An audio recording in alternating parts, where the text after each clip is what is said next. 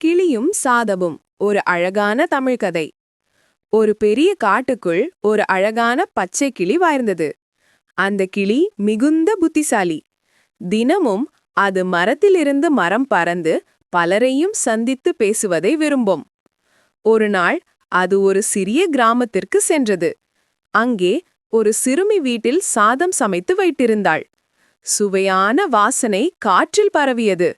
அந்த வாசனைக்காக கிளி பசித்தது. அது சிறுமியின் வீட்டுத் தோட்டத்திற்குள் பறந்து, "சின்னம்மா, எனக்கு கொஞ்சம் சாதம் தருவாயா?" என்று கேட்டது. சிறுமி புன்னகையுடன், "நிச்சயம் கிளியே, நீயும் நமது வீட்டுக்காரன் போலத்தான்" என்று கூறி ஒரு சிறிய தட்டில் சூடான சாதத்தை கொடுத்தாள்.